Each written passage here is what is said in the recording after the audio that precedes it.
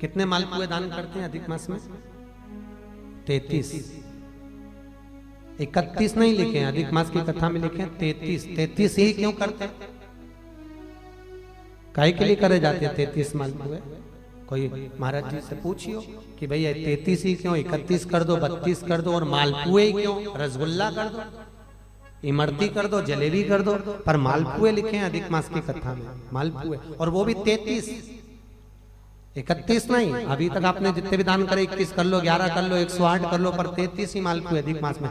तो अधिक मास की कथा में यह वर्णन किया गया है कि मालपुए इसलिए दान करे जाते हैं क्योंकि मालपुए जब बनाए जाते हैं तो उसमें बारीक बारीक छिद्र हो जाते हैं। जितने मालपुए में छिद्र पड़ते हैं उतने नरकों में हमारे घर के पूर्वजों को जाना नहीं पड़ता और वो परमात्मा के धाम चले जाते हैं। इसलिए मालपुए दान कर जाते हैं, रसगुल्ला नहीं।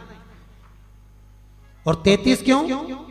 30 दिन के तो 30, 31वें नंबर का मालपुआ हमने अगर बेटी के घर का अन्न खा लिया हो, हमने बेटी के घर का अगर भोजन कर लिया हो तो उसका दोष ना लगे, इसलिए 31वें नंबर का मालपुआ दान होता है।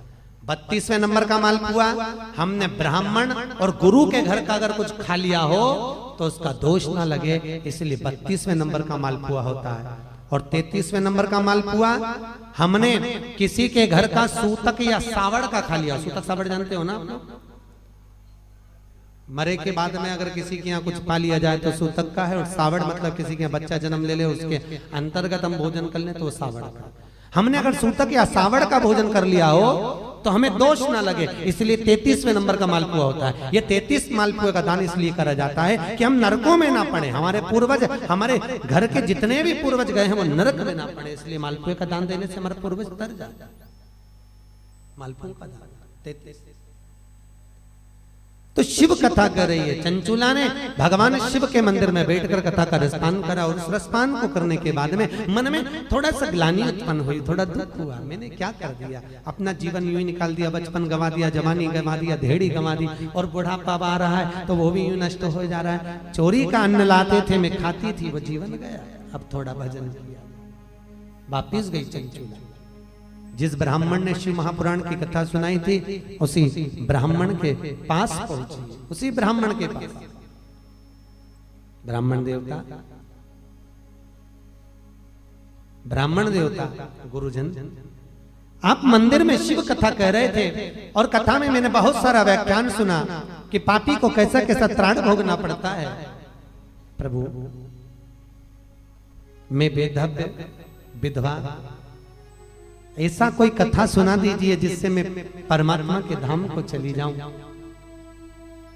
ब्राह्मण ने वापिस शिव महापुराण की कथा सुंदर सरोवर के तट पर चंचुला को श्रवण कराई, और चंचुला उस कथा को सुनकर भगवान शंकर के कैलाश धाम पर पहुंच गई, जहां पार्वती जी की सखी बनकर निवास किया है चंचुला।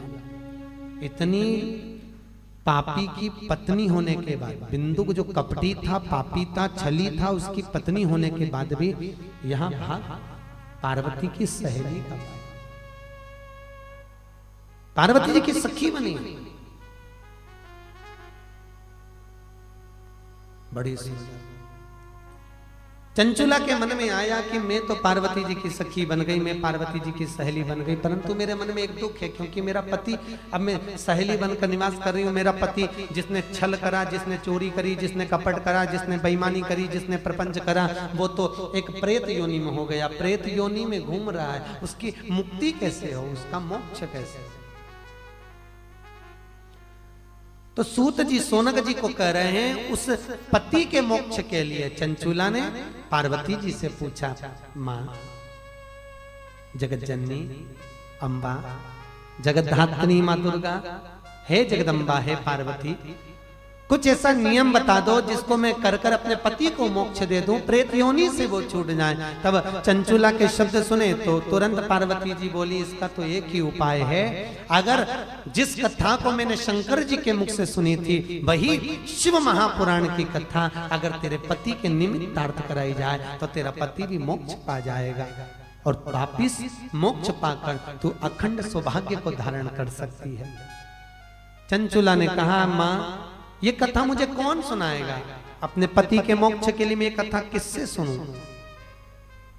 कहा, एक काम करो, कथा सुनना है? हाँ। शिव कथा को तो केवल एक ही सुना सकते हैं, वो नारद जी से जाकर कहो। अब नारद जी के पास चंचुला गई। नारद जी महाराज तो आ रहे थे बड़े आनंद में, हाथ में वीणा। नारद जी को जानते हो ना, बड़े सबसे ज्यादा अलमस्त रहने वाले, बिना माचिस का माचिस, बिना माचिस, पर भिड़ाए भी ऐसा कि भगवान से मिला दे, ऐसा भिड़ा, भिड़ाने पर भी बहुत